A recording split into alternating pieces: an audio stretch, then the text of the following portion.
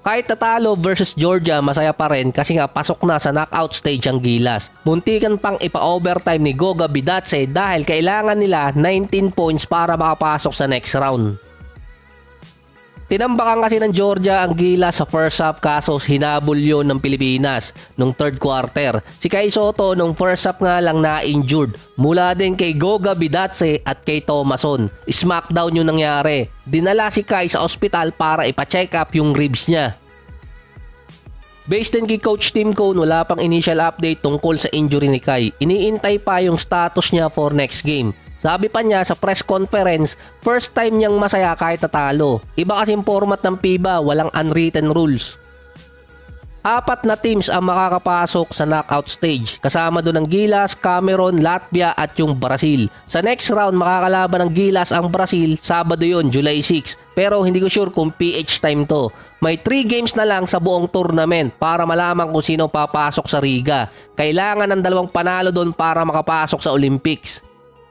Ang mananalo sa Riga qualifiers ay papasok sa Group B kasama ang France, Germany at Japan. Sa semifinals or papasok ng semifinals ng qualifier, tinalo ng Brazil yung Montenegro, natalo naman sila sa Cameroon. Yung leading scorer ng Brazil, si Bruno Caboclo. So hindi ko sure kung tama yung bigkas ko dyan. Meron siyang 17 points per game.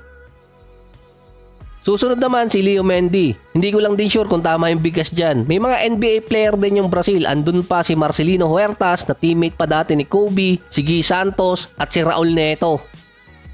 Yung Montenegro yung top contender dun sa Group B kaso tinalo ng Brazil yung second half. Lalo na sa takbuhan, pass break points, 22 points ang ginawa nun ng Brazil. Versus Cameroon naman, tinalo sila sa turnover points at pass break din. So hindi na alam kung sino mananalo dyan. Kaya nang sumabay ng Gilas sa mga European team. Nung first game ng Gilas versus Latvia, nalamangan nila ng 26 points. Hindi na nakalamang nun ng Latvia. Sa 3-point area din ang isa sa factor kung bakit sila nanalo doon kasama pa yung turnover points. Nung last game versus Georgia sa last 2 minutes, nung body language ng mga player ng Georgia, kita mo nang parang yung Gilas pa ang lamang dun sa game. Kasi nga naghahabol sila ng 19 points. Kaya rin hindi na sinubukan ng Gilas na tumabla pa noong last 14 seconds mula sa 3-point area kasi kapag nag-overtimes, sa 3-point lang din hahabulin ng Georgia yon. Natambakan nga ang Gilas ng first half ng nasa 20 points, hinabol pa ng third. 28 turnover points din ang nakuha ng Georgia noon. Kalimitan kapag ganito yung stats na nasa Gilas, 19 turnover kontra sa 6 lang ng Georgia, malagim yung dulo pero hindi ganun na nangyari. Iba na ang style. Bigla pang nag-zone defense noon ng Gilas. Si CJ Perez pa noon may 15 minutes, walang sablay sa field, 14 points, walang turnover, 2 out of 2 sa 3-point area. Si Brownlee, 28 points, 39 minutes, 8 assists, 8 rebounds, wala pang ihing pahinga yan.